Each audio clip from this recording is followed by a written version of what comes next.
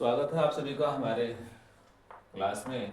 जैसा कि आप सब जान रहे हैं कि मेरा जो है ये वाक्य प्रकरण चल रहा है और आज वाक्य के भेद में तीसरा मिश्र वाक्य के विषय में हम चर्चा करेंगे। तो मिश्र वाक्य किसे कहते हैं, किस प्रकार से सरल वाक्य को हम मिश्र में बदल सकते हैं या मिश्र वाक्य को सरल में या संयुक्त में कर सकते हैं, ये सब चीज़ें यहाँ देखने को मिलेगी। तो सबसे पहले हम इसकी परिभाषा देखेंगे कि मिश्र वाक्य किसे कहते हैं। तो देखिए, जब किसी वाक्य में एक प्रधान उपवाक्य होते हैं और अन्य उपवाक्य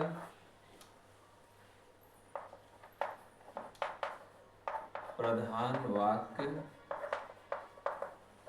पर आश्रित होते हैं तथा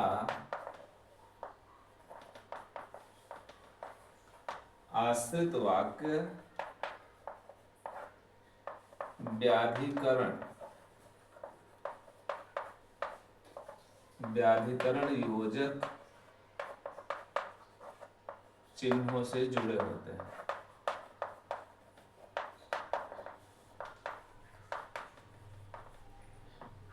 अब यहाँ पर हमें दो चीजों को देखना है। एक तो बच्चे जो कंफ्यूज होते हैं कि ये उपवाक्य क्या है और ये योजक क्या है और ये आश्रित क्या है।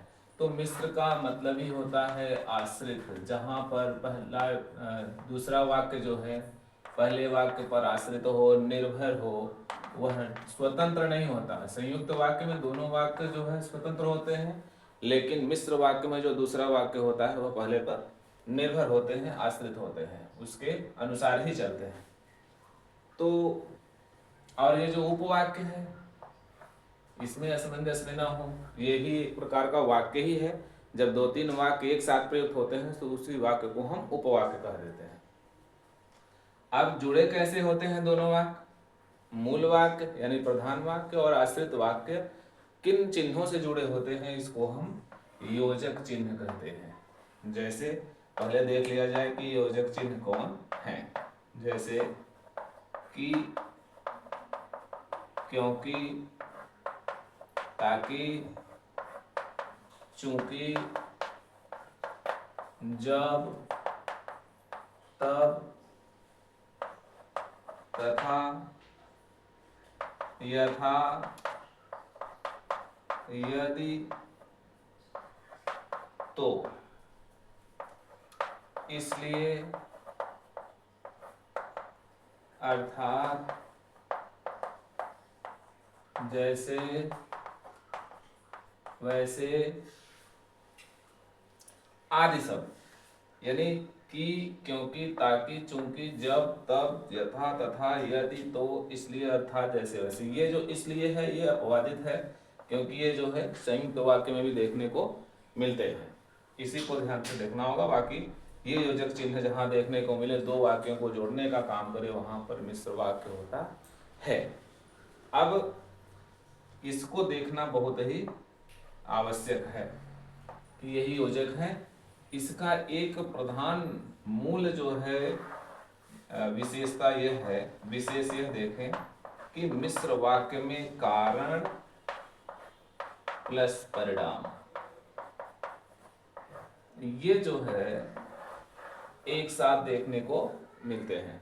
जहां पर कारण और इसके कार्य का परिणाम, प्रतिफल एक साथ देखने को मिले, वहां पर भी मिश्र वाक्य को पहचान सकते हैं। अब इस पर हम एक दो उदाहरण लिखते हैं। इस उदाहरण के माध्यम से हम जानेंगे जो ये लिखा है। परिभाषा की पुष्टि हो जाएगी और इन जो है सूत्रों का, योजक चिन्हों का। जैसे उदाहरण, यदि तुम चाहो तो काम पर आ सकते हो। अब यहाँ पर मैंने यहाँ कहीं तो दिया है, अब अगर यहाँ यदि तो को भी चाहो तो एक साथ लिख सकते हो, यदि तुम परिश्रम करोगे तो सफलता अवश्य मिलेगी, उसको भी कर सकते हैं। और की और क्योंकि मैंने दिया है कहीं, ये देखिए, इससे देखिए दूसरा वाक्य क्या बन रहा है, विराट आज नहीं खेल सके क्योंकि वे चोटिल थे। अब ये जो क्योंकि शब्द है यही है योजक, और यहाँ पर तो यदि आप परिश्रम करेंगे तो सफलता अवश्य मिलेगी, तो यदि तो भी हो जाएगा। तीसरा उदाहरण ये भी देख सकते हैं आप, जैसे मान लीजिए कोई ले लीजिए ये कि अध्यापक ने कहा, अध्यापक ने कहा कि आज हिंदी पढ़ना है। अब देखिए ये योजक चिन्ह हो गया। दूसरी चीज ये देखना है कि दूसरा वाक्य पहले वाक्य पर आश्रित है या निर्भर है कि नहीं, अगर है तो कैसे।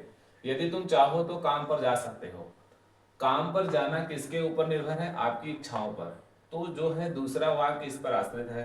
विराट आज नहीं खेल सके क्योंकि वो चोटिल थे, मैंने यहाँ आपको बताया था कि कारण और परिणाम एक साथ देखने को मिले। अब वो चोटिल है, क्यों नहीं खेल सके, क्योंकि वो चोटिल है, यहाँ पर कारण और परिणाम भी देखने को मिल रहा है, तो दूसरा वाक्य जो है पहले पर आश्रित है। आज बच्चों को हिंदी पढ़ना है, किसके ऊपर आश्रित है, अध्यापक के कहने पर। इस प्रकार जो है ये सब उदाहरण, जैसे जैसे वैसे, जैसे ही स्कूल की बस आएगी मैं स्कूल चला जाऊंगा, तो जैसे और वैसे, जब वर्षा होगी तब फसल अच्छी होगी, जब और तब भी देखने को मिल रहा है ये। तो इस प्रकार से जितने भी योजक चिन्ह हैं, इन चिन्हों को देख करके आप आसानी से पहचान सकते हैं कि यह मिश्र वाक्य है। बच्चों को यह सुविधा होती है कि वाक्य को पहचाने कैसे, तो इन बिंदुओं के आधार पर आप जो है अवश्य पहचान जाएंगे। मुझे उम्मीद है कि ये प्रकरण आपको जरूर समझ में आया होगा, तो आप इसका अध्ययन करें। आज के लिए इतना ही, धन्यवाद।